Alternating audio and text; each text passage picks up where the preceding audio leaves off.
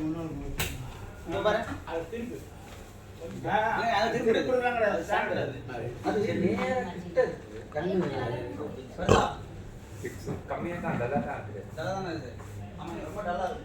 டல்லா இருக்கு. மாற்ற முடியாத.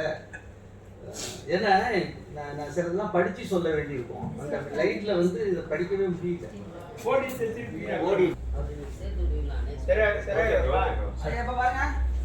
நானே அங்க பாக்குறேன், எனக்கு கரெக்டா இருக்கு.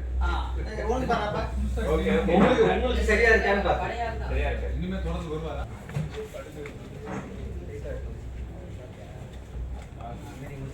தொடங்கலாமா? அனைவருக்கும் வணக்கம். இந்த தலைப்பு மிக முக்கியமானது ஒரு தலைப்பு. திராவிடர் கழகத்துல ரொம்ப பண்பட்டு ஆய்வு செய்து நுட்பமாக ஒவ்வொரு வரலாற்று நிகழ்வுகளையும் கூர்ந்து நோக்குகின்றவர்களுக்கே கூட சில குழப்பங்களை, ஐயப்பாடுகளை, பெரியார் மீதான விமர்சனங்களை உருவாக்கக்கூடிய தலைப்பு. அதனாலதான் இந்த தலைப்பை மட்டும் தனியா எடுத்து பேசணும் அப்படிங்கிறதுக்காக இதை நான் எடுத்திருக்கேன். அது ஏன் அந்த அளவுக்கு சொல்றேன்னா, நிகழ்ந்த படுகொலையை பெரியார் உரிய முதன்மை இடம் கொடுத்து கண்டிக்கவில்லை. நல்லா கவனிச்சுக்கோங்க. பெரியார் முதலாளிகளின் சார்பாக தன்னுடைய நிலைப்பாடை கொண்டிருந்தார்.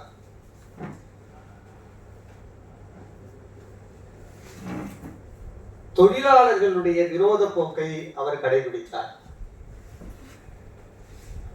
இது அவர் மீது சுமத்தப்படக்கூடிய குற்றச்சாட்டு.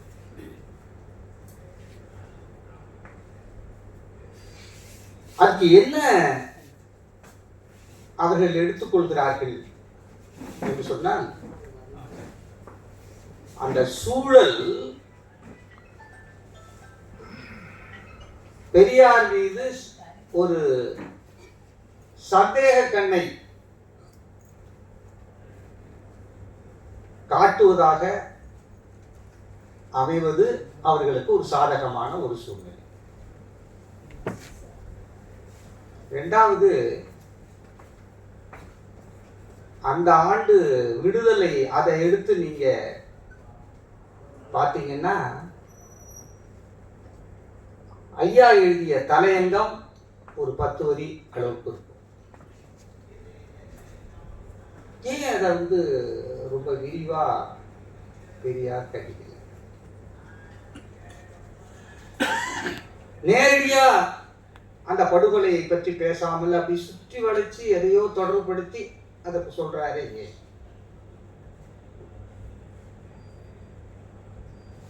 இதை வச்சு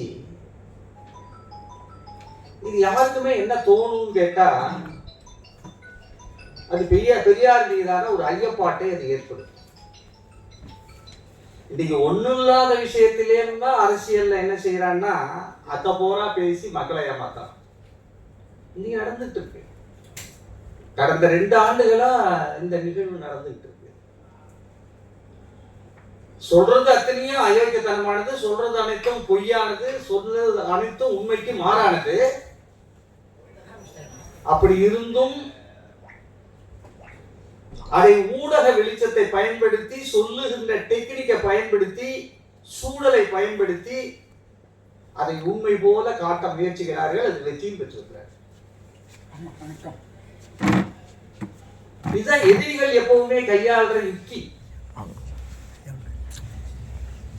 பார்ப்பனர்கள் எப்பவுமே ஆரிய தந்திரங்கள்ல ஒண்ணு, ஒரு கருத்தையே அவன் சொல்லுகின்ற விதத்திலே மக்கள் ஏற்கும்படியாக, அவன் நிலைப்பாட்டை ஏற்கும்படியாக அது கொண்டு போவோம். அது ஒவ்வொரு காலகட்டத்திலையும் ஆரிய பிரதிநிதிகள் அதற்காக இருக்கிறார்கள். இன்னைக்கு அண்மையில் இருக்கக்கூடிய மிக முக்கியமான ஆட்கள் பத்ரி சேஷாத்ரி, ரங்கராஜ் பாண்டே, குருமூர்த்தி, இவங்கெல்லாம் அதுக்கு எக்ஸாம்பிள்ஸ். இதெல்லாம் அன்றைக்கு செஞ்சிருக்கிறாங்க. இந்த குற்றச்சாட்டுகளை சொல்லும் பொழுது அது சொல்லப்பட்ட அந்த ஒரு 4-5 வரிகளை உங்களுக்கு நேரடியாகவே படித்து காட்டிட்டு நான் உங்களுக்கு இது சார்ந்த சில விளக்கங்களை அளிப்பது என்னுடைய கடமை என்கின்ற வகையிலே நான் இதை அணுகுகிறேன்.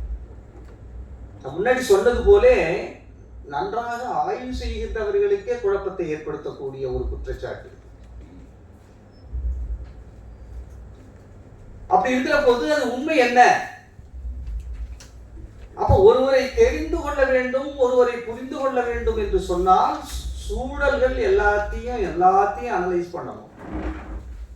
சில நேரங்களில் சூழல் நேர்மையானவர்களை கூட குற்றவாளியாக காட்டும். சூழல்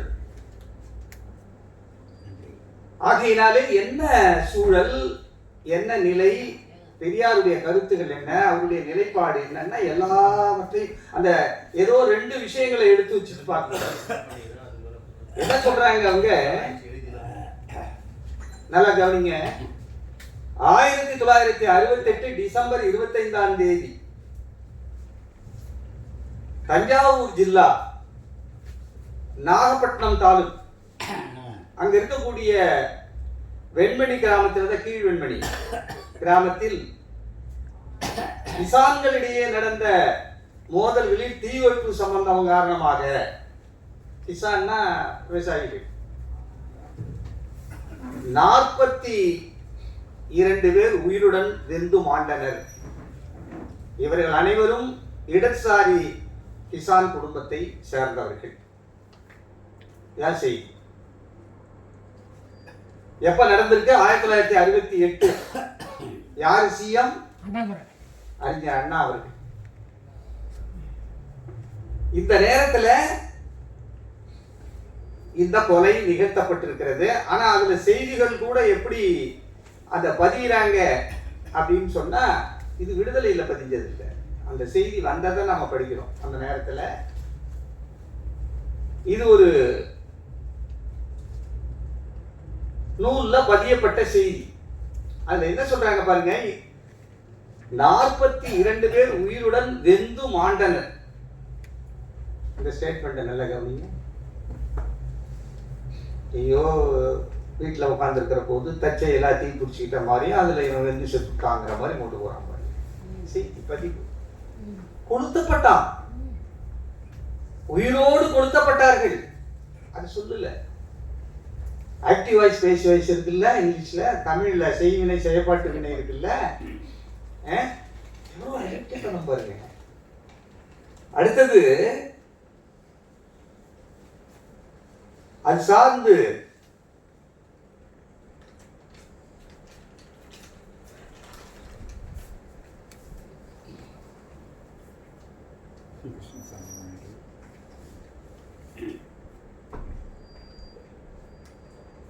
திராவிட தொழிலாளர்களும்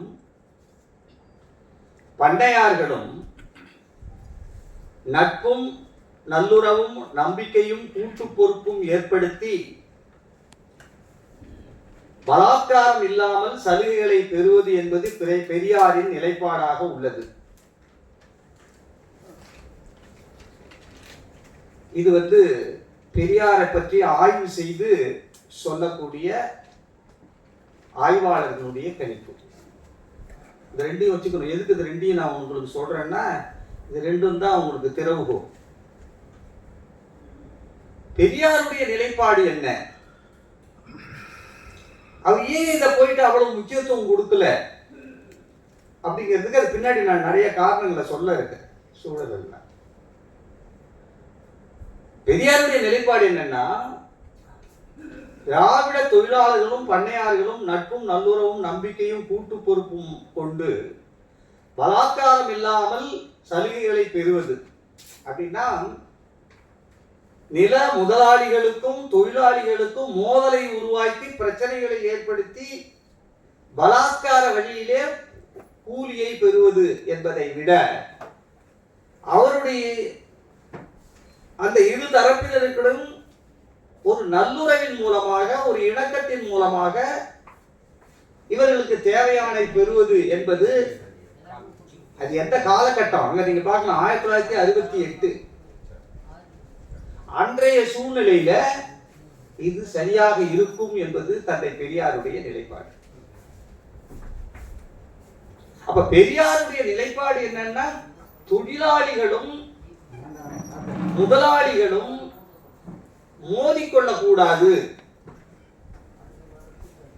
தொழிலாளிகளுக்கு உரிமை வேண்டும், கூலி உயர்வு வேண்டும், அவர்களுடைய கோரிக்கைகள் நிறைவேற வேண்டும் என்பது எவ்வளவு முக்கியமோ அவ்வளவு முக்கியமும் அவர்கள் இரண்டு பேரும் இணக்கமாக இருந்து அதை பெற வேண்டும் என்பது இவருடைய நிலைப்பாடு. அதாவது ஏன் அப்படி அவர் முடிவுக்கு வர்றாருன்னா அது பின்னாடி விளக்குறார் பெரியார். இப்படிப்பட்ட அப்படின்னா பெரியார் கோழையா? அவருக்கு புரட்சி தெரியாதா? அப்ப புரட்சி உணர்வு இல்லாமல் இதை பேசுறாரா? அதுக்கு அவரே காரணம் சொல்றாரு. நீ தொழிலாளியாக இருக்கக்கூடியவன் உன்னுடைய உழைப்பை பயன்படுத்தி அன்றாடம் ஊதியம் பெற்று வாழ்க்கையை நடத்த வேண்டிய ஒரு நிர்பந்தத்தில் கட்டாயத்தில் இருக்கக்கூடியவன். யதார்த்தத்தை பேசுறேன். ஆனா உனக்கு கூலி வழங்கக்கூடிய முதலாளி நீ இல்லைன்னா போடான்னு சொல்லிட்டு கரம்பா போட்டு வச்சுட்டு கூட போயிட்டே இருப்பான். அப்போ பேரம் பேசுகின்ற வல்லமை அவன்கிட்ட அதிகம், இவன்கிட்ட கம்மி. தொழிலாளி சுரண்டப்படுவதனுடைய அடிப்படையே என்ன என்று சொன்னால்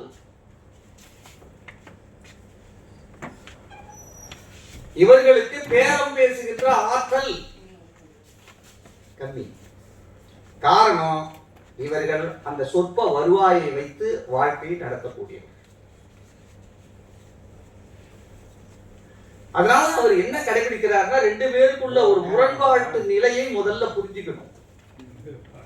கம்யூனிஸ்டுகள் என்ன நினைக்கிறாங்கன்னா எதுக்கு எடுத்தாலும் அந்த நிலப்பிரபு அல்லது நிலச்சுவார்ந்தார்களோடு மோத வேண்டும், அவர்களோடு கடுமையாக போராட வேண்டும், அவர்களை எதிர்த்து நின்று நம்முடைய கோரிக்கைகளை நிறைவேற்ற வேண்டும்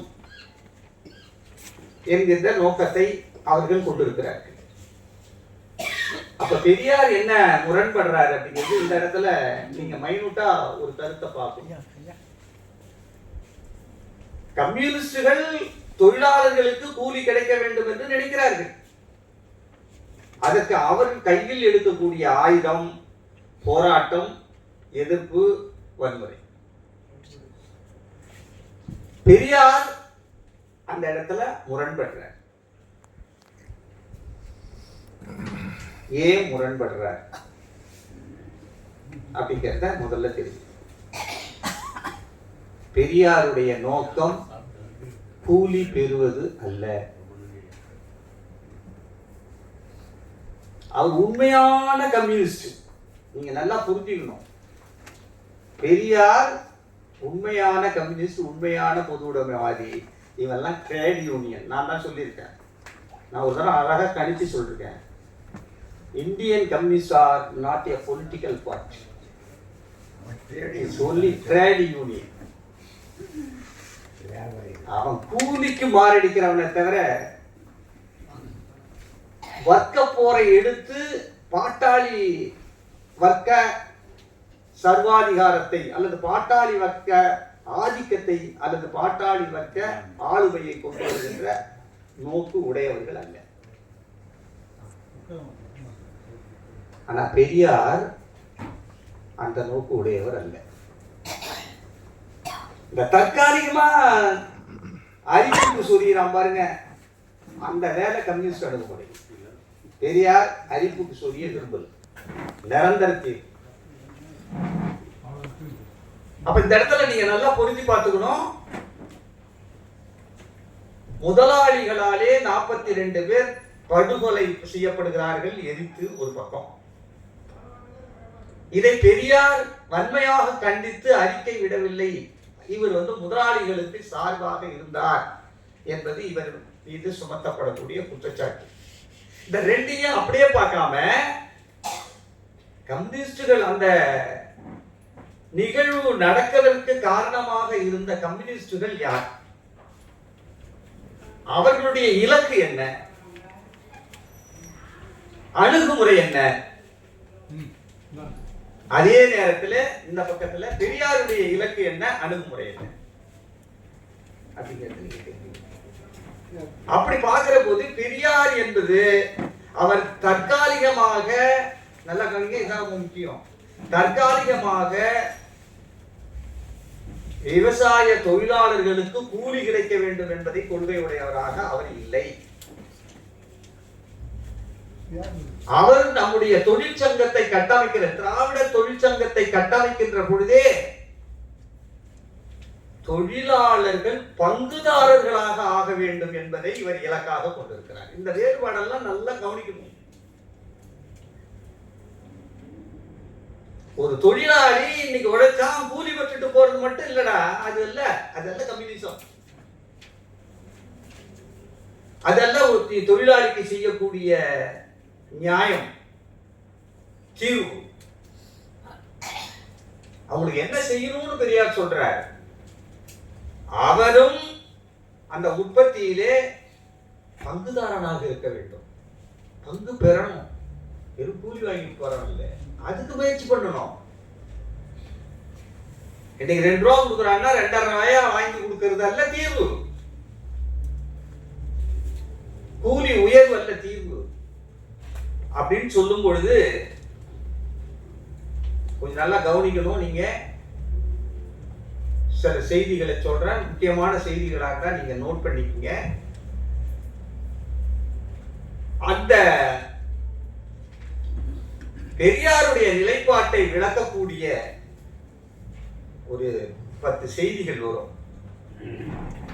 அந்த செய்திகளை நல்லா உள்வாங்கிட்டோம்னா பெரியாரும் தொழிலாளர்களும் எந்த அளவுக்கு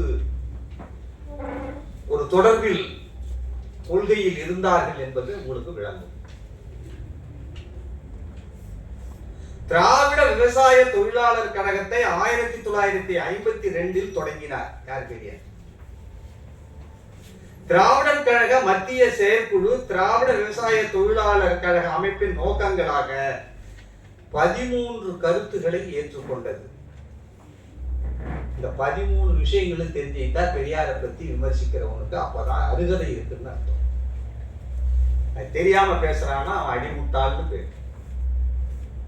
இந்த கீழ வெண்மணியினுடைய பிரச்சனையை அணுக வேண்டும் என்று சொன்னால் இந்த தெளிவு அந்த அணுகுகின்றவர்களுக்கு வேண்டும், பெரியாரை பற்றி விமர்சிக்கின்றவர்களுக்கு வேண்டும். இப்ப நம்மகிட்ட இருக்கிற விமர்சகர்கள் நுனிப்புள் மேயவன். அதனால்தான் அந்த நாய்கள்லாம் என்ன பண்ணுதுன்னா எங்களை போன்ற ஆட்கள் வரும்போது பதில் சொல்லாம ஓடி போயிடுறான். எல்லார்கிட்டையும் விசுவானுங்க. எங்களை போனவங்க சவாலுக்கு கூப்பிட்டா அறவம் தெரியாம ஓடுவான், வரமாட்டான். பாண்டைக்கு கூப்பிட்டு பார்த்தாச்சு, நாகசாமியை கூப்பிட்டு பார்த்தாச்சு, திருக்குறள் சாஸ்திரங்களின் சாரம்னு எழுதலாம் கூப்பிட்டு பார்த்தாச்சு, கண்ணதாசனை கூப்பிட்டு பார்த்தாச்சு, உணாவை கூப்பிட்டு பார்த்தாச்சு. ஒரு ஆள் வரல. என்ன ரீசன் என்றால் அவன் நுனிப்புள் மீது சாதாரண, இப்ப எப்படி விஜய் ஒரு கூட்டத்தை ஏமாற்றி கொண்டு ஒரு இளைஞர் பட்டாளத்தை ஏமாற்றி ஓட்டுகளை வாங்கி ஆட்சியும் பிடித்திருக்கிறார்களோ அதே போல அப்ப எதிரியை நீங்கள் சரியாக கையாள வேண்டும் என்றால், அவனுக்கு விடை கொடுக்க வேண்டும் என்றால், அவனுடைய பித்தலாட்டங்களை தோலுரிக்க வேண்டும் என்று சொன்னால் இது போன்ற அணுகுமுறையில ஒவ்வொரு கருத்துகளையும் நாம் உள்வாங்கி தெளிவு பெற்று அந்த கருத்துக்களை வெளியிட வேண்டும். அங்க பாருங்க, அந்த என்ன சொல்றாங்கன்னா 13 கருத்துக்களை அந்த நேரத்திலே பதிவு செய்கிறார்கள். எது? திராவிட தொழிலாளர்களுடைய இலக்கு என்ன அப்படிங்கிறது. திராவிட விவசாய தொழிலாளர் சங்கமானது திராவிட நாட்டில் உள்ள விவசாய தொழிலாளர் செய்யும் தொழிலாளர்களுடைய தினக்கூலி பெற்று மற்ற தொழிலாளர்களின் நலனை பாதுகாப்பது.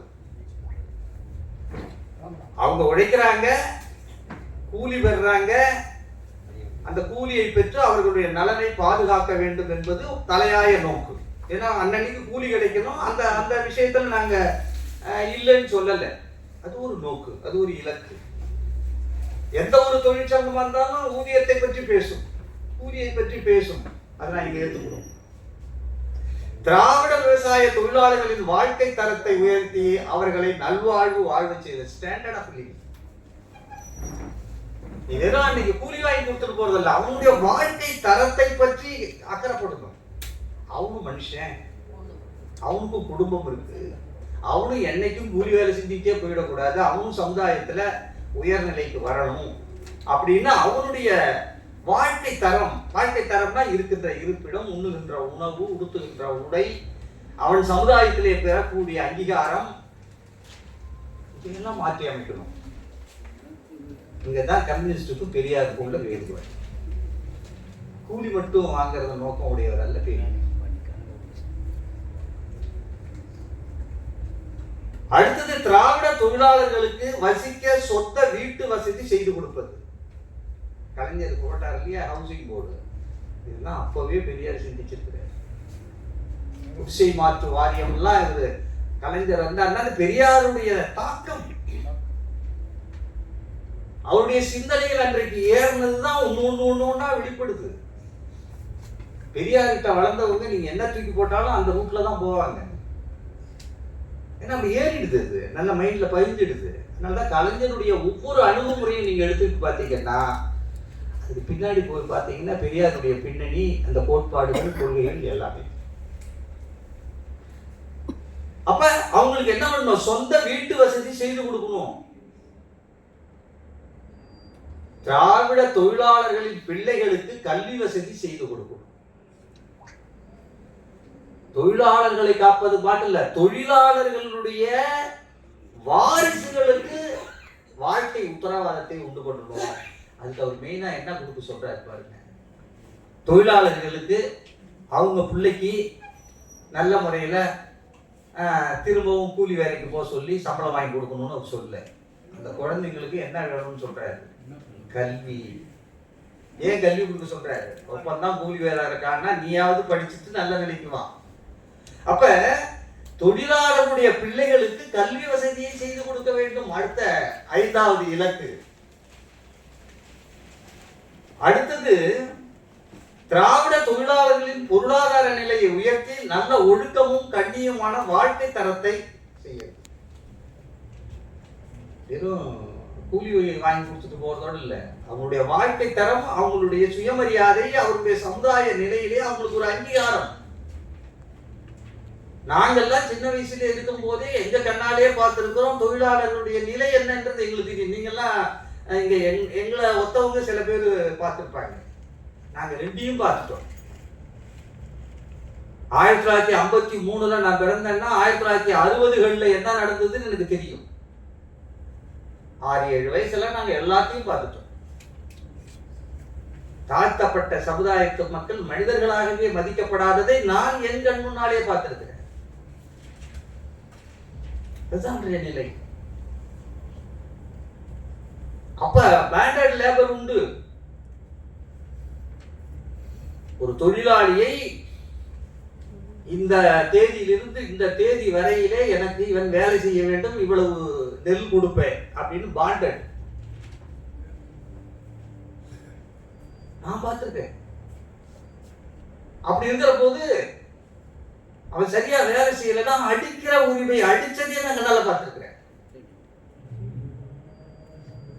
இது ஏன் கண்ணாலே? நான் ஒரு இடைப்பட்ட காலத்துல பிறந்தவன். தந்தை பெரியார் அதுக்கு முந்தின ஜெனரேஷன். இன்னைக்கு நிலை.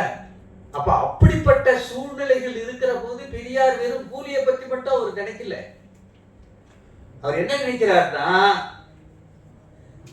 தொழிலாளர்களின் பொருளாதார நிலையை உயர்த்தி நல்ல ஒழுக்கமும் கண்ணியமுமான வாழ்க்கையை செய்வது. கண்ணியம், டிக்னிஃபைடு லைஃப்.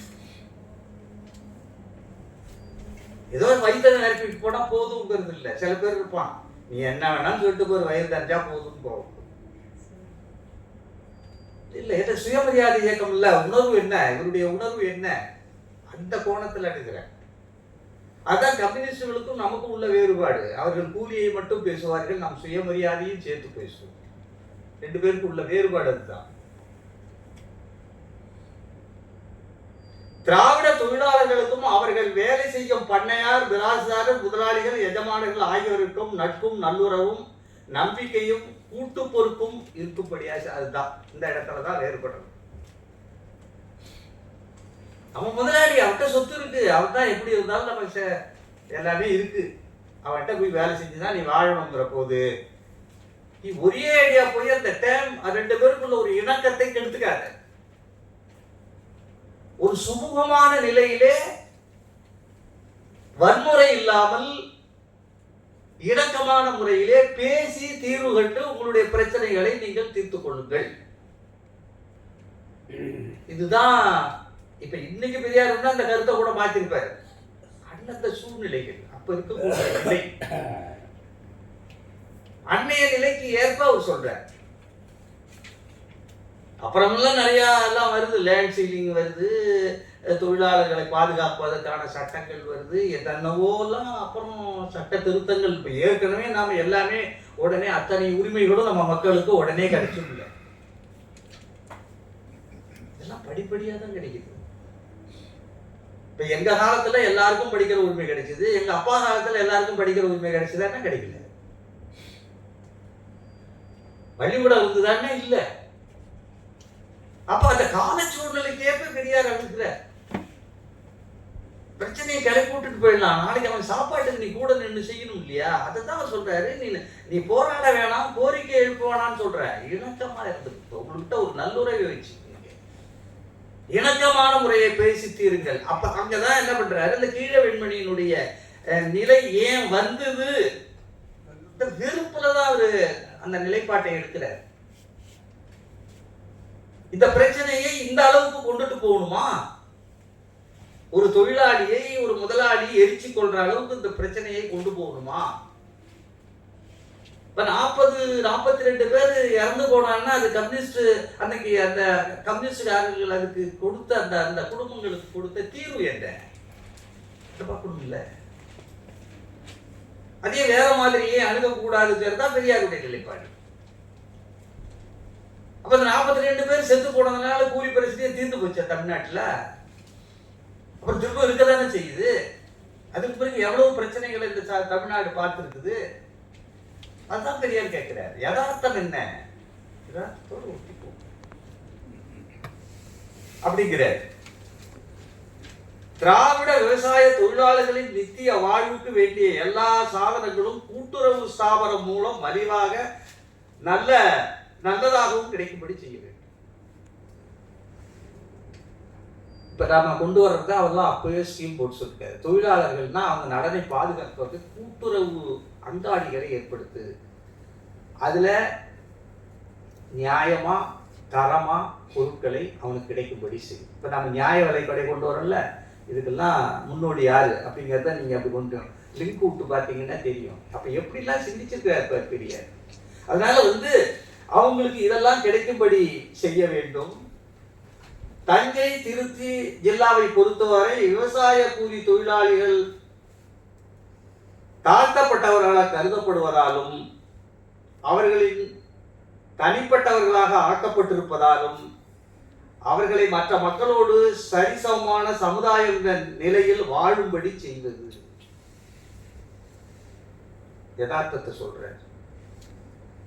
நீ கூலிக்காரன் சொல்றிய, அவன் கூலிக்காக நீ போய் போராடுறிய, நீ எடுத்த உடனே புரட்சி பண்ணணும்னு சொல்லிடுறிய, அவன் நிலை என்ன?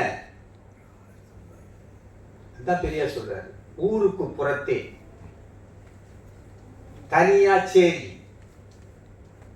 அவன் உன்னை தொடக்கூடாது. கிடைக்கிற இதுல எல்லாத்தையும் நல்லதை எடுத்துக்கிட்டு 10 ரூபா மற்றதோ ஏதோ இதை கொடுக்கணும், இதை எடுத்துட்டு போய் நீ சாப்பிடணும், அவனை தீண்டக்கூடாது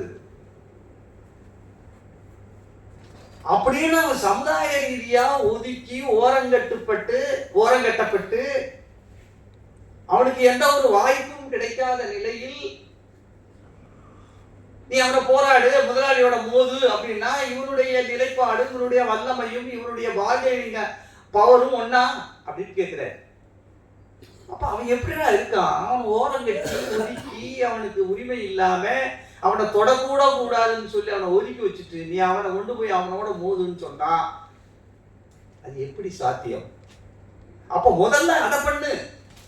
நீ கூலி கேட்கறது போலவே அவன் சம வாய்ப்பு பெறுகின்ற, சம உரிமை பெறுகின்ற, மான மரியாதை பெறுகின்ற அதுக்கு வழி செய் அப்படின்னு சொல்ற.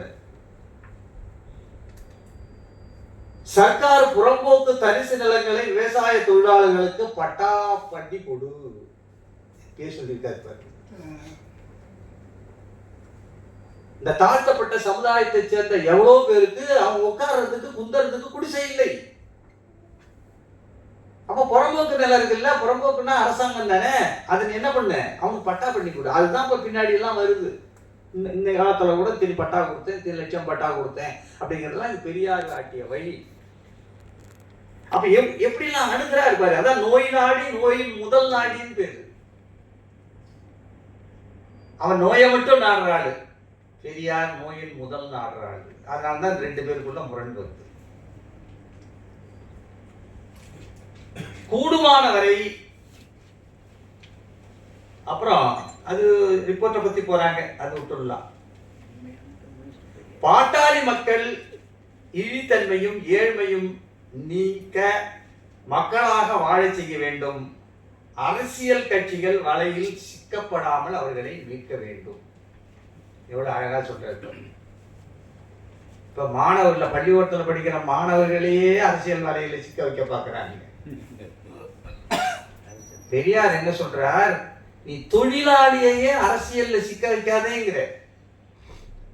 உன் சுயநலத்துக்காக அது எதுக்காக சொல்றாரு தெரியுங்களா? நீ உன் கம்யூனிஸ்ட் கட்சியினுடைய ஜீவாதாரமே எதுல அடங்கி இருக்குன்னா இந்த கூலி பேசுறதுல தான் இருக்கு. அந்த மையத்தை புரிஞ்சுக்கிட்டு அவர் பேசுறாரு பெரியார்.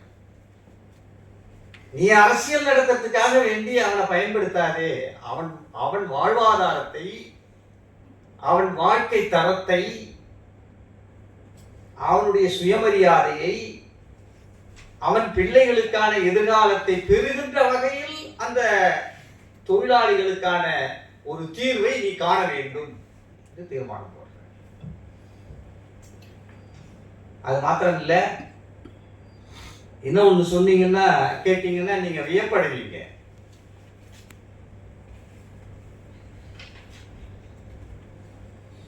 பெரியாரே முதல்ல ஒரு கருத்து சொன்ன பாருங்க. என்ன கருத்து? ஒவ்வொரு உற்பத்தியிலும் தொழிலாளி பங்கு பெற வேண்டும், அவன் பங்குதாரனா இருக்கணும். இப்ப இங்க என்ன சொல்லுவாங்கன்னா, பெரியார் ஜமீன்தார்,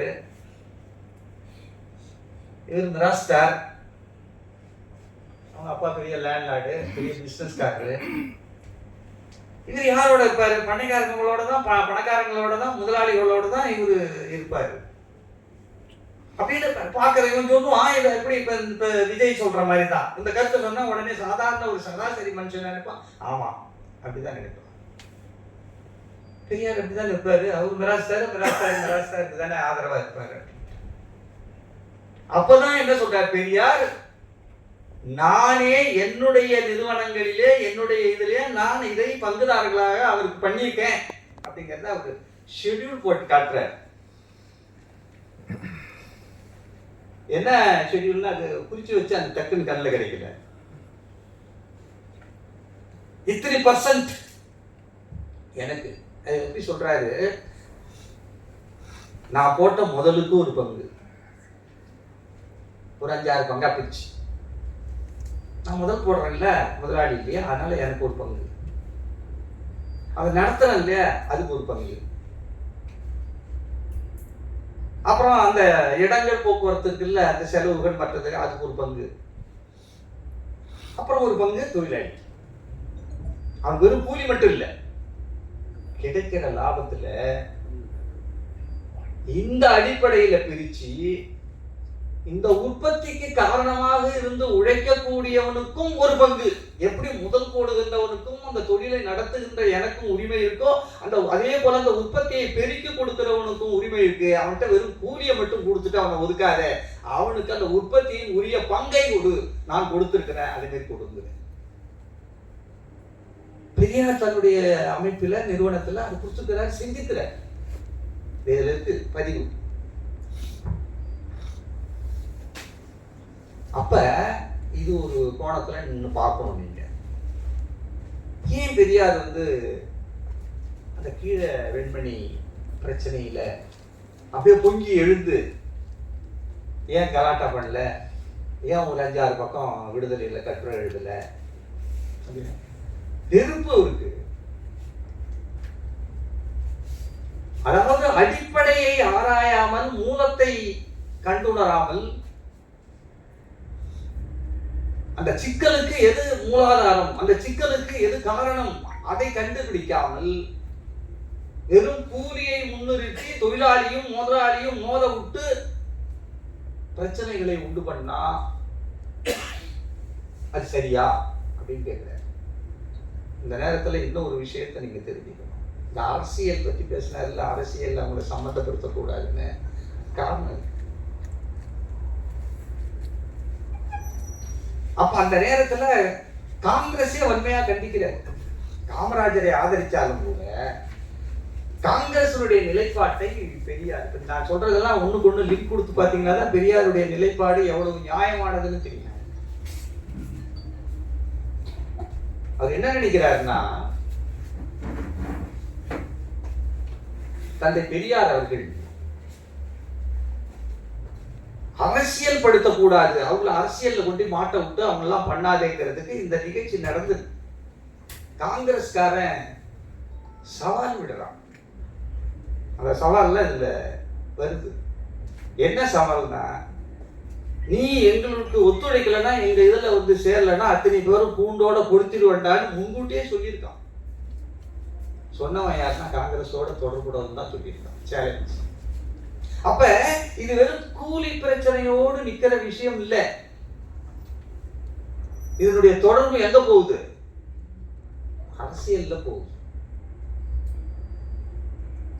அது சொன்னது யாரு, யாரு சேலஞ்ச் பண்ணது அப்படிங்கறதெல்லாம் இந்த நூல்ல உங்களுக்கு பதிவாயிருக்கு. அவன் என்ன சொல்றான்னா,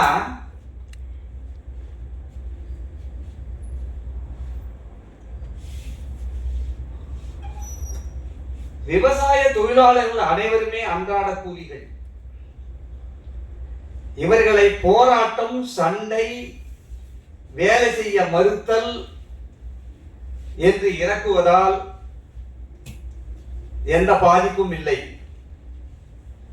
முதலாளி என்ன செய்வான்னா, வேறு ஆட்களை வைத்து வேலை வாங்கி விடுவான். யார் சொல்றது? பெரியார்.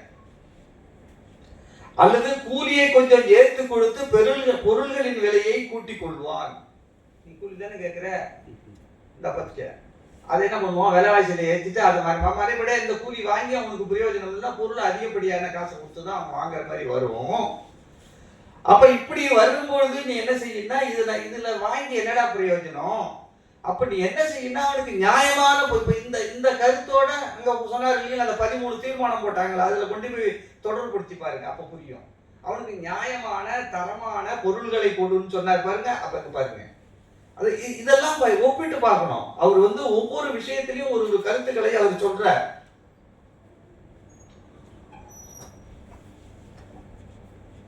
அதே போல இந்த சிக்கல் நடக்கிற போது 2 விஷயங்களை இந்த பிரச்சனையை அணுகிற பொழுது நாம ரொம்ப ஆழமா மனசுல வச்சு, இந்த கீழ வெண்மணி பிரச்சனை படுகொலை நிகழ்த்துகிற பொழுது 2 விஷயங்களை நம்ம ஆழமா பார்க்கணும். இந்த நேரத்தில் முதல்வராக இருந்தவர் யார்? அறிஞர் அண்ணா. இந்த சிக்கல் நடக்கிற பிறகு ஒரு மாத 2 மாத அளவுலேயே அவர் இறந்து போய். அப்ப என்ன சூழ்நிலையில அவர் இருந்திருப்பார் அங்கதான் நீங்க பார்க்கணும். அறிஞர் அண்ணா அவர்கள் என்ன சூழ்நிலையில அவர் இருந்திருப்பார். அப்படிப்பட்ட சூழ்நிலையில இந்த நிகழ்வு நடக்குது. ஒரு பக்கம் அன்னைக்கு யாரு 2 பேர் தான் மெயினான ஆளு. ஒண்ணு அறிஞர் அண்ணா, இந்த சைட்ல தந்தை பெரியார். தந்தை பெரியார் என்ன கண்டிஷன்ல இருக்காருன்னா, அவரும் ஹாஸ்பிட்டல்ல போய் பட்டுக்கிட்டு ரொம்ப தீவிரமான நோய்வாய்ப்பட்டு கஷ்டப்பட்டு இருக்கு. இந்த நிகழ்ச்சி நடக்கும்போது ஹாஸ்பிட்டல்ல இருக்கிறார். ஒரு விஷயத்தை நீங்க நல்லா தெரிஞ்சுக்கணும். இன்னைக்கு ஒரு நிகழ்ச்சி நடக்குதுன்னா விஜய் கதவை திறந்துட்டு வெளியில வர்றாருன்னா அதை அப்படியே காட்டுறான். உலகம் பூரா தெரியும். 1968 கீழ விண்வெளியில் ஒரு நிகழ்வு நடந்ததுன்னா வந்து சேர்றதுக்கு எவ்வளவு நேரம் ஆகும்? என்ன வசதி இருக்கு? எனக்கு தெரிஞ்சு 2000 நெருங்குற போது 1995 வாக்கில் எஸ்டிடி போடுறதுக்கு நாங்க இப்ப என் ஊர், நான் வந்து மஞ்சக்கொல்லை, சிதம்பரத்துலேருந்து 15 கிலோமீட்டரு. ஒரு எஸ்டிடி பண்ணா சிதம்பரத்தில் போய் 1/2 மணி நேரம் காத்து இருந்து தான் நான் எஸ்டிடி போட்டோம். ஒரு வக்கீல்கிட்ட பேசணும். இது எப்ப? 1995 நிலவரம். அப்ப 1968 என்ன நிலவரம்? இந்த செய்தி பெரியார்கிட்ட வந்து எட்டுறதுக்கு எவ்வளவு நேரம் ஆகும்? இன்னைக்கு இருக்கிற சூழ்நிலையை வச்சுட்டு அப்படியே கணக்கு போடுறானோ, பெரியார் என்ன ரியாக்ட் பண்ணாரு, அவர் என்ன பண்ணாரு, இவர் என்ன பண்ணாரு. ஒரு செய்தி வந்து சேர்றதுல எவ்வளவு பிரச்சனைகள் இருக்கு. அந்த அப்ப அதுக்கு தயார் பண்ணி அதை அச்சு போட்டு எல்லாம் கொண்டு வர்றதுக்குன்னா அதுக்கு எவ்வளவு நேரம் பிடிக்கும். அப்படி இருந்தும் உடனுக்குடன் அவங்க ரியாக்ட் பண்ணியிருக்காங்க விடுதலையில. எப்படியோ தகவலை பெற்று அதை செய்திருக்கிறாங்க. அதை பாராட்டம். அந்த கால சூழ்நிலைகளை பார்க்கணும். நீங்க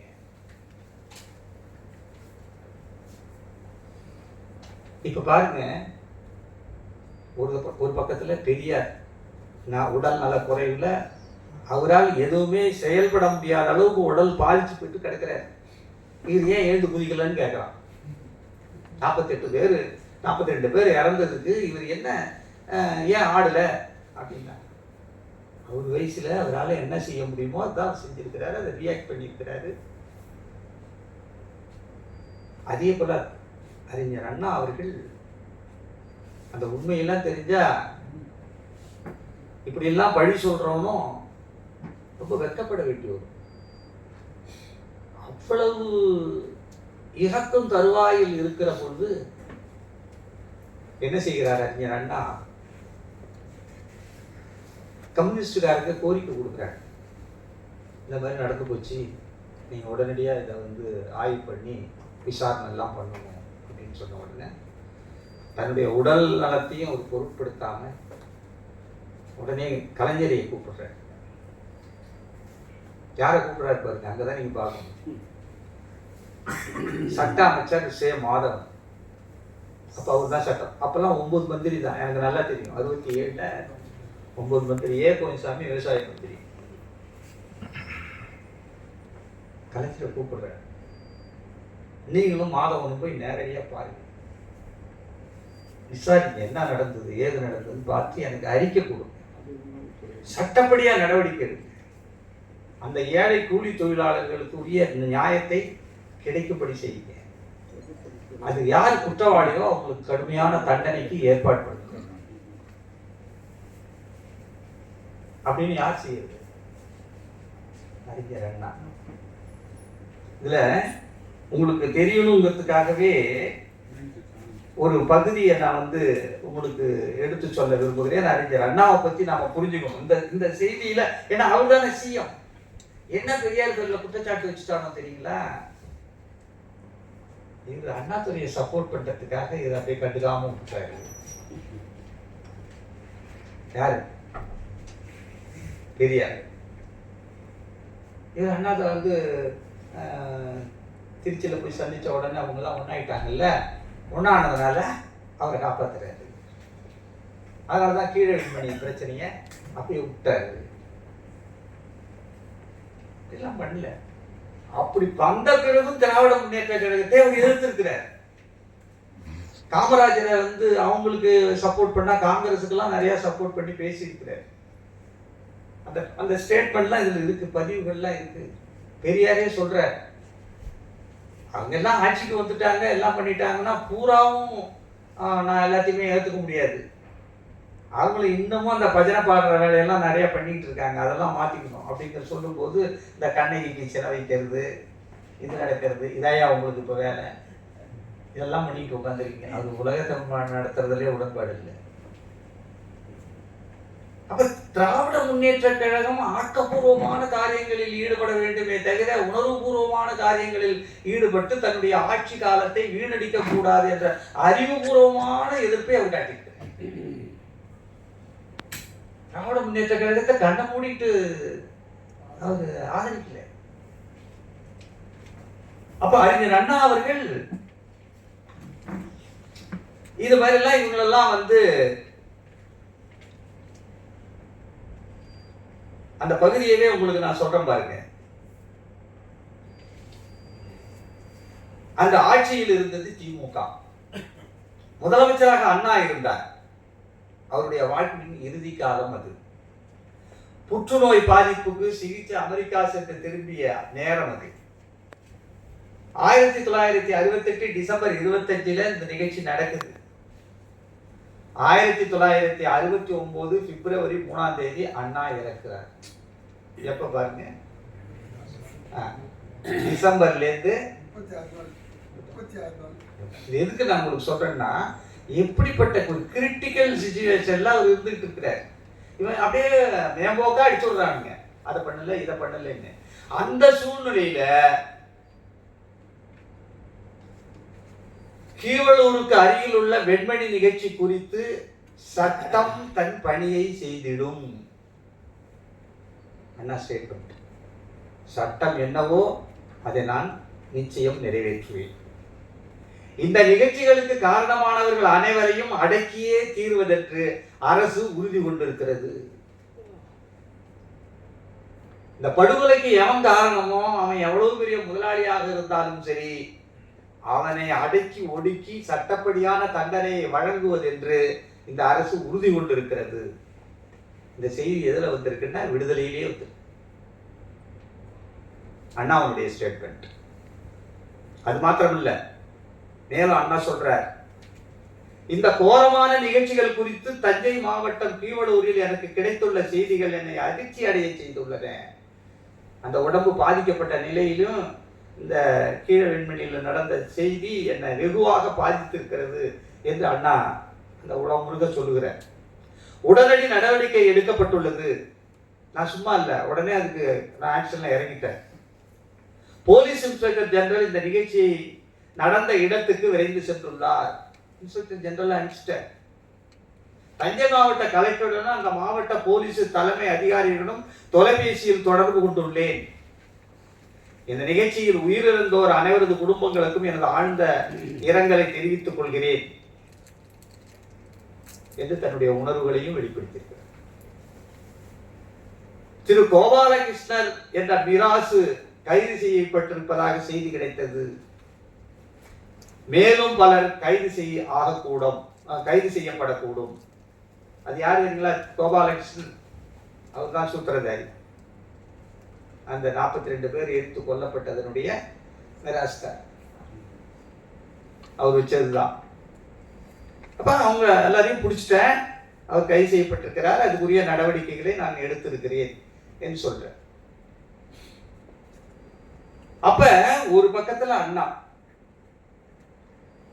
ஒரு பக்கத்துல தந்தை பெரியார், இவரும் மருத்துவமனையில தன்னுடைய உடல்நிலைக்காக போராடி கொண்டிருக்கிறார், அவரும் தன்னுடைய உயிருக்கு போராடி கொண்டிருக்கிறார்.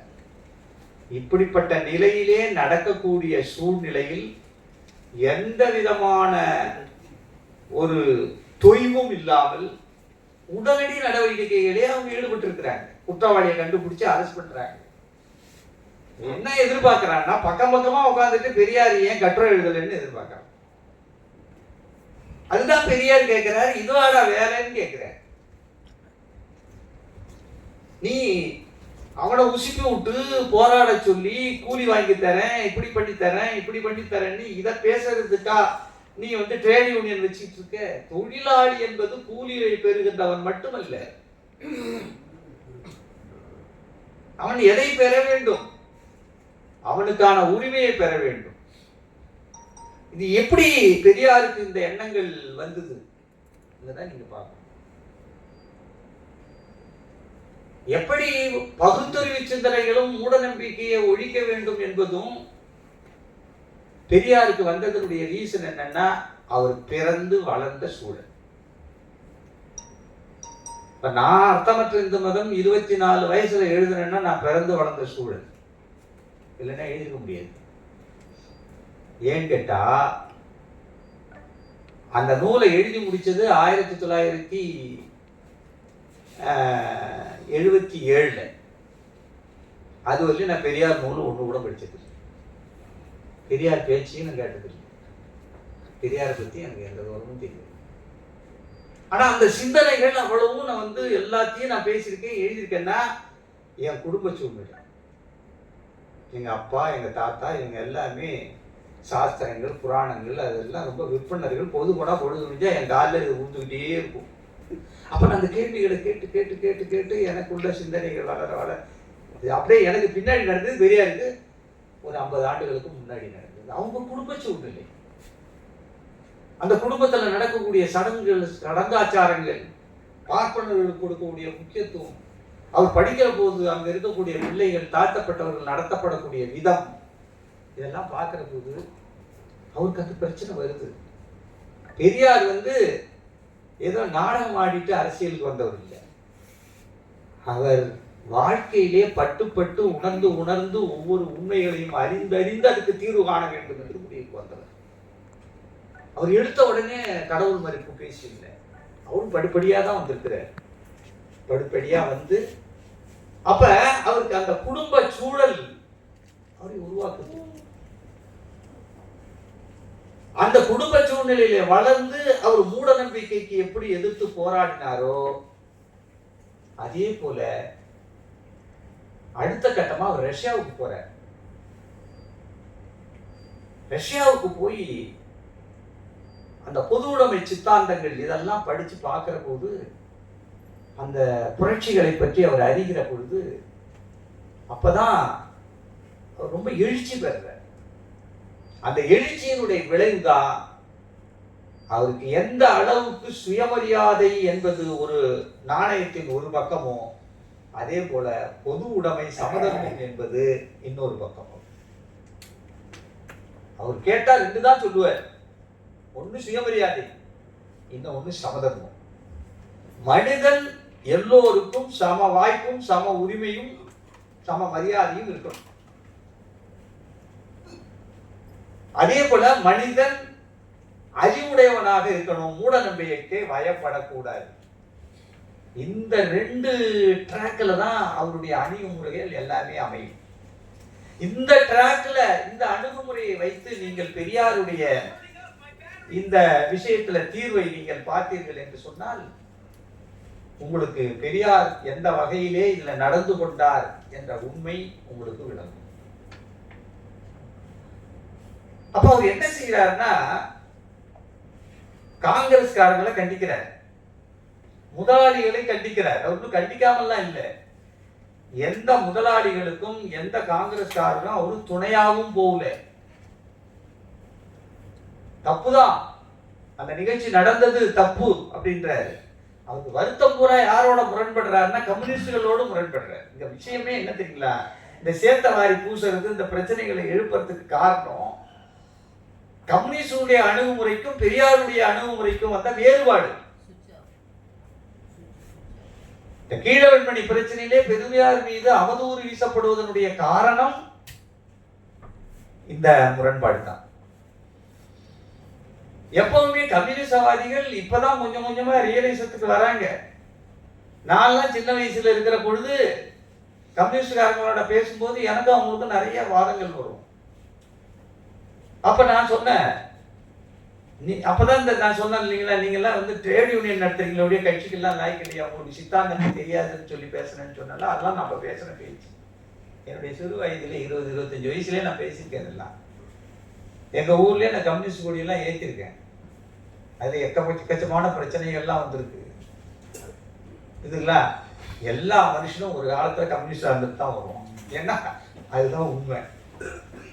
உண்மையிலேயே மனிதநேயம் உள்ளவனுக்கு முதல்ல தோன்றது எல்லாம் சமமா இருக்கணும், எல்லா சம வாய்ப்போடு இருக்கணும், எல்லாரும் நல்லா இருக்கணும் அப்படிங்கிற எண்ணம் தான் வரும்.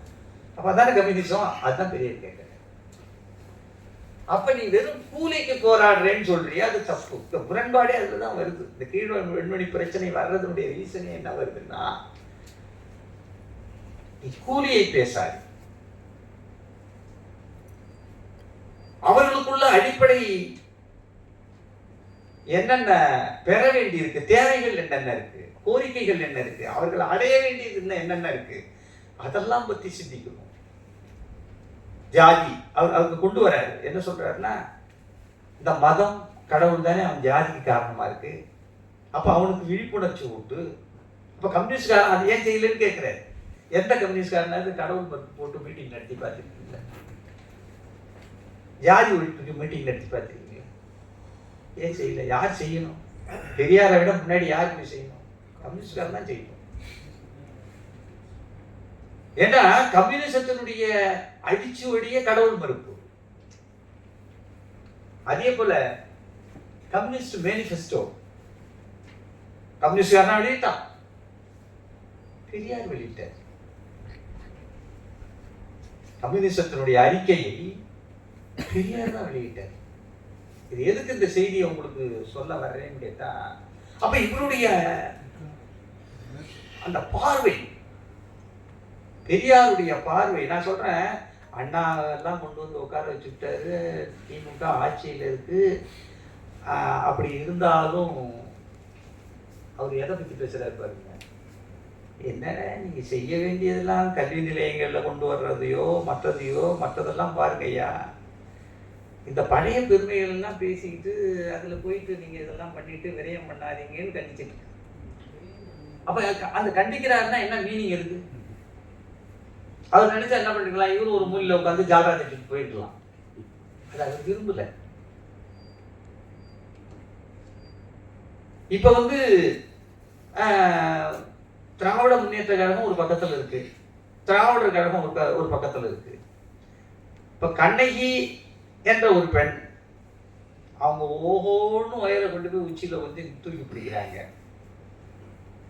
நாம பிடிக்க முடியுமா? இதுதான் பெரியார் வேறுபாடு. இதுதான் கம்யூனிஸ்டுகளுக்கும் நமக்கும் உள்ள வேறுபாடு. அவங்க என்ன நினைக்கிறாங்கன்னா, உலகம் எப்படி போகுதோ அதை சார்ந்து, உலகம் எது விரும்புதோ அதை சார்ந்து ஈஸியா அப்படி போயிடுறதுங்கிறது ஒரு அணுகுமுறை. இதுதான் சரி, இதுதான் தப்பு. இப்ப நான் சொல்றேன், கண்ணகிக்கு நீ செலவை, கண்ணகிய வாழ்க்கையை ஒவ்வொரு பெண்ணும் ஏற்றுக்கிட்டு வாழறதுக்கு நீ உன் குடும்பத்துல ஒரு பொண்ணு இருந்தா அது கண்ணகி மாரி வாழணும்னு எவனாவது விரும்புவானா? அப்ப பிராக்டிக்கலா வராத நீ ஏன்டா அப்ளை பண்றேன்னு கேட்கிறாரு பெரிய.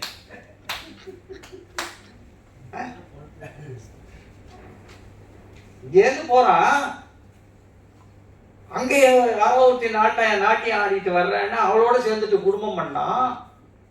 அப்புறம் அவன் திரும்ப வர்றான்னா கிளம்புனோன்னா அப்படியே எழுந்துட்டாலாம் அவன் கூட புறப்படுறதுக்கு.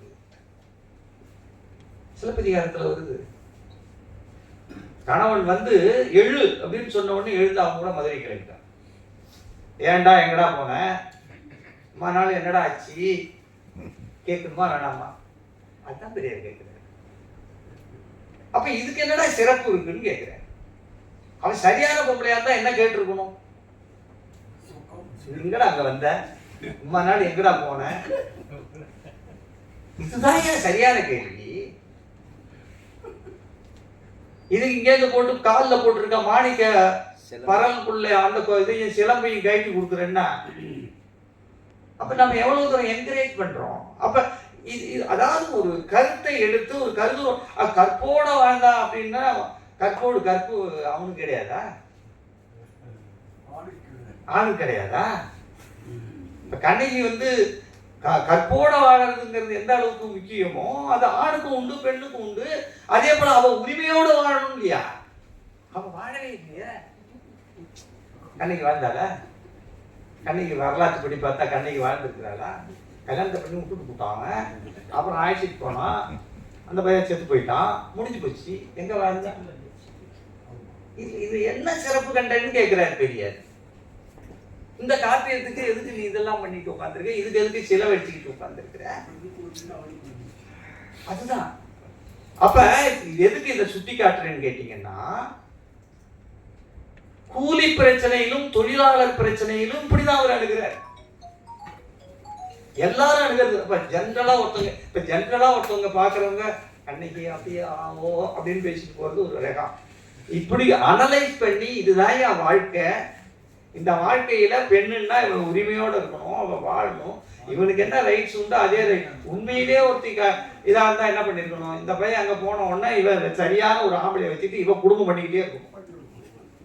அவன் அங்கேருந்து திரும்பி கேட்டான்னா, நீ போடா, எங்க நான் ஒரு ஆளை பார்த்தாச்சு, நீ போன்னு சொல்லு. இதான் நியாயம். இது என்ன தப்பு இருக்கு?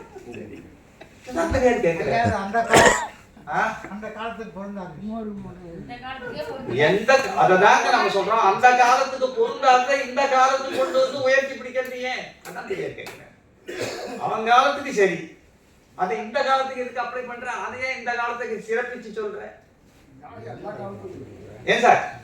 கால்ரா எல்லாரும் வாந்தி பயத்துல செத்துக்கிட்டு இருக்கான். உங்களுக்கு தெரியுமா? எங்க ஊர்ல எல்லாம் அது நடக்கும். அப்பதான் மும்முரமா என்ன பண்ணுவாங்க,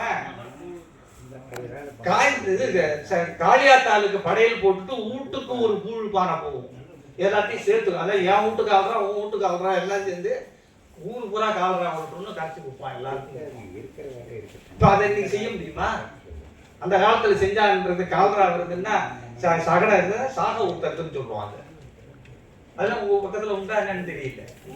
காளியாத்தாளுக்கு தான் அது காரணம்னு சொல்லிட்டு அன்னைக்கு சாக ஊத்துறதுன்னு சொல்லுவோம், அதை கூழ் ஊத்துறது. அதுக்கு என்ன பண்ணுவோம்? எல்லா வீடுகள்ல இருந்தும் கூழ் போகும், அதை ஒட்டு மொத்தமா கரைச்சிட்டு ஆளுக்கு ஒரு டம்ளர் கொடுப்பான். புரியுதுங்களா? அப்ப காலராவுக்கு என்ன காரணம்னு தெரியாம அந்த காலத்துல செஞ்சாங்கன்னா அதை இன்னைக்கு செய்யலாமா? இன்னைக்கு அதே செஞ்சோம்னா காலரா ஒழிஞ்சிருக்குமா? அதுதான் நான் என்ன சொல்றேன், கண்ணகி காலத்துல அது நியாயமா இருந்திருக்கலாம், அது வாழ்வியலா இருந்திருக்கலாம். அதை இன்னைக்கு சிறப்பிச்சு நீ அதை சொல்லலாமா அப்படிங்கறத கேள்வி. அப்ப எப்படி அறிஞர் அண்ணா ஆட்சியாக இருந்தாலும் கூட இந்த செயல்பாடுகளை அவர் எப்படி கண்டிச்சாரோ, அதே போல கம்யூனிஸ்ட் கட்சியில கம்யூனிஸ்டுகளோடு இவருக்கு கொள்கை நெருக்கம் இருந்தாலும், கொள்கை பிடிப்பு இருந்தாலும் கூட, கம்யூனிஸ்ட சித்தாந்தங்கள் இவருக்கு ஏற்புடையதாக இருந்தாலும் கூட அவருடைய அணுகுமுறையிலே அவர் மாறுபடும். அப்ப நல்லா ஒரு தெளிவுக்கு வாங்க. ஒரு சம்பவம் நடக்குது. இந்த சம்பவத்துக்கு காரணம் என்ன அப்படின்னா கூலி பிரச்சனை தான். கூலி பிரச்சனை வரும் பொழுது அந்த கூலி பிரச்சனையை அணுகிய விதத்தில் தான் அந்த 42 பேர் உயிரோடு கொடுக்கப்பட்டிருக்கிறார்கள்.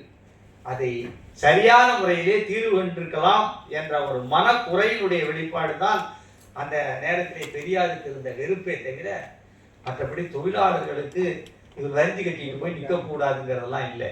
தொழிலாளர்கள் அரசியல் கருவியாக பயன்படுத்தப்பட்டார்கள் என்கின்ற நிலையில்தான் அவர் கம்யூனிஸ்டுகளோடு முரண்பட்டார். அவர் எந்த ஒரு சூழ்நிலையிலும் முதலாளிகளுக்கு அவர் ஆதரவாக இல்லை. அதுக்கான எவிடன்ஸ் எந்த இடத்துலயும் கிடையாது. முதலாளிகளை சப்போர்ட் பண்ணி அவர் என்ன பேசுறார், தன்னுடைய தலையங்கங்களில என்ன பேசுறாருன்னா 2 தலையங்கங்கள் எழுதியிருக்கிறார் தந்தை பெரியார். அதை ஒட்டி அவர் தலையங்கங்களில என்ன சொல்றாருன்னு கேட்டா, தன்னுடைய கருத்தாக அவர் எதை குறிப்பிடுறாருன்னு கேட்டா, இந்த பிரச்சனைகளை நீங்க கூலி பிரச்சனையை நீங்க கூலி பெறுகின்ற பிரச்சனையாக மட்டும் வன்முறையை பயன்படுத்தி பெறுகின்ற பிரச்சனையாக ஆக்கக்கூடாது. தொழிலாளர்கள் பிரச்சனை வெறும் கூலி தான், மைய பாயிண்ட் தான். தொழிலாளர் பிரச்சனை கூலி பிரச்சனையோடு நின்று விடுவதில்லை. தொழிலாளர் பிரச்சனை அவருடைய வாழ்க்கை தரம், சுயமரியாதை, அந்த தொழிலாளர் பிள்ளைகளுடைய எதிர்காலம் இவ்வளவும் சார்ந்த ஒரு விஷயம் என்கிறதுனால இதுக்கு ஏற்ப நீங்கள் செயல்பட்டிருக்க வேண்டும் என்கின்ற அந்த வெறுப்பு தான் அவர் அந்த பிரச்சனையை அளவுக்கு மீறி அதை பத்தி பேசாம அளவோடு பேசி இதுதான் ஏன் நடந்திருக்கு, இப்படிதான் ஏன் நடந்திருக்கும், இதுதான் நீங்க செஞ்ச தப்பு என்று கண்டிச்சுட்டு, அதே போல அறிஞர் அண்ணா அவர்களும் அதுக்கு என்னென்ன செய்யணுமோ அது செஞ்சாங்களே தவிர எந்த ஒரு சூழ்நிலையிலும் பெரியார் முதலாளிகளுக்கான ஒரு சப்போர்ட்டா அவர் இருந்ததே இல்லை. முதலாளிகளுக்கு அதுக்கு தான் நான் ஏற்கனவே ஒரு குறிப்பை கொடுத்தேன். முதலாளிகளுக்கு சப்போர்ட்டா இருக்கிறவராக இருந்தா ஒவ்வொரு நிறுவனமும் தன்னுடைய உற்பத்தியில் லாபத்தில் உரிய பங்கை தொழிலாளர்களுக்கு கொடுக்க வேண்டும், கூலியாக மட்டும் இல்ல பங்காக கொடுக்க வேண்டும் என்று சொன்ன தந்தை பெரியார் முதலாளிகளுக்காக எப்படி அவர் போராடி இருக்க முடியும், முதலாளிகளை எப்படி ஆதரித்திருக்க முடியும்? அவர் எப்பவுமே தொழிலாளிகள் பக்கம்தான். தொழிலாளிகளை தொழிலாளியாக நடத்து, அவனை கூலிக்காரனாக நடத்தாதே என்பதுதான் பெரியாருடைய கோட்பாடு என்று சொல்லி செய்கின்றேன். நன்றி.